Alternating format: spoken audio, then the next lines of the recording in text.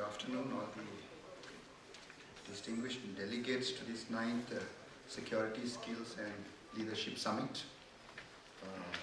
My respects to all the dignitaries on the dais. It's indeed a privilege for me as the Joint Secretary in the Ministry of Home Affairs to be in your midst today.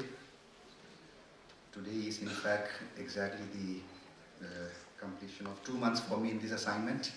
So I'm extremely happy to be here to listen to your deliberations, to understand the issues that the private security industry is facing. I will just make a few brief remarks. The first is about the PASARA Act, the Private Security Agencies Regulation Act. The Act, as enacted in 2005, is the law that applies to all of you, to me, to all of us. And one of the key elements of that is the controlling authority that each state government appoints. And in fact, I'm happy to inform you that just a few weeks back, we in Ministry of Home Affairs convened a meeting where we called together all the controlling authorities. So there had been a break of some time when the controlling authorities had been sort of called together for discussions, but we could have one just a few weeks back. And it was my assessment that it was a really useful meeting. The controlling authorities themselves had lots of issues to share with us, and from us in the Ministry of Home Affairs, who look at it from a all India kind of perspective, we had a lot of things to share with them. We found many states which had gone quite in detail, maybe prescribing a very large number of documentation and various things. Some states which were not really active in implementing. So it was a really useful discussion, and we in Ministry of Home Affairs intend to make this interaction of discussions with our controlling authorities a regular feature.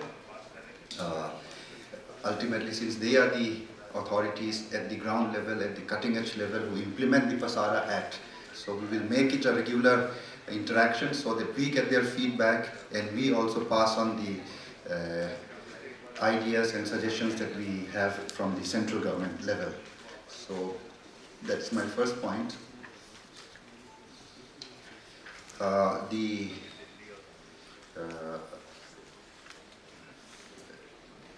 Security Knowledge and Skills Development Council, since they are our host today, and that would involve the training part. Let me briefly touch upon the training part. That again, my understanding is that that's a very critical part in this private security sector, as it would also be in the regular policing sector. And we have started discussions. I have heard very positive reports about what the Skill Development Council, Security Skill Development Council have been able to do.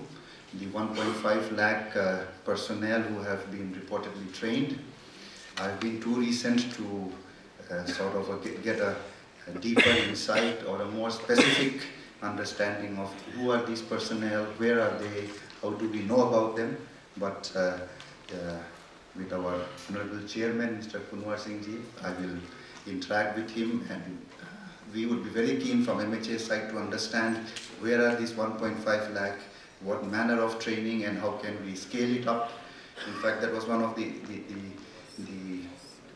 training issues, the capacity issues on training were some of the things which took up lots of our time when we met the controlling authorities, and we would, from MHA side, be very keen to understand, because having proper training be extremely important for our private security agencies.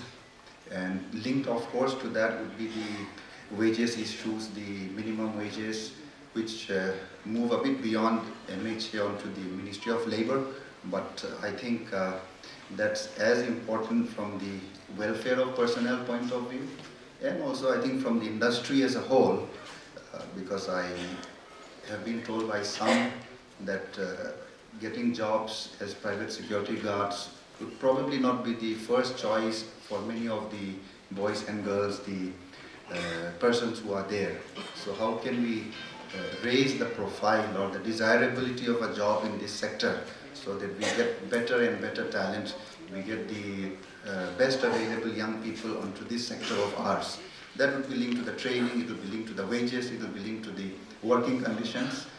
How do we reduce the sheer drudgery of the work that they undertake? So we will continue looking into it. We will discuss with the Ministry of Labour. We will understand the issues. We will work closely with the Skill Development Council, understand and gain from the years of experience that the council has developed, the functionaries of the council. I was also very happy to read that National Occupational Standards, NOS, have been developed. Many times we tend to be weak in documentation, in having written clear-cut guidelines. I think it's a very good achievement that these standards have been formed.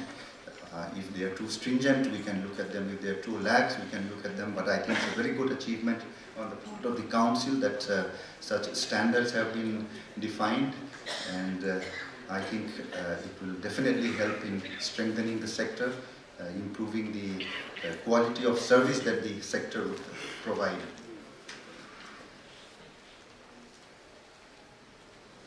Since the controlling authorities are in the 29 states and also union territories spread all over the country, one major sort of lacuna that we observed was on the either the availability of information or the verification process, the cross-references which take place from one state to the other, while information would probably be available at different parts of the country with regard to the various directors, the various functionaries, the various personnel, but being in silos or being in different offices, we felt that there is a need to somehow link up this information. And now that we have the IT tools, we would really look at, in a time-bound manner, setting up some kind of a web-based portal. For instance, the directors of the various companies who, security companies who operate in more than one state, we understand that every time you have to apply afresh in the other state, in the fourth state, fifth state, and each state undertake the verification process more or less ab initio, and rightly so, since they do not have the past records. But that results in lots of delay. It takes lots of time. It's not easy for the police to find out afresh the details about a particular person. But since the information about the directors or the various functionaries is already available in another state, in another city, we believe that this web portal would facilitate expediting the process without diluting the verification or diluting the checking of the antecedents. It facilitates and streamlines the flow of information, or about even the security guards that you employ in line with the Pasara Act and the draft rules. Some states do allow the security agency company yourself to certify your security guards. Some of them, some of the states prescribe that it has to be, verification has to be done by the state police.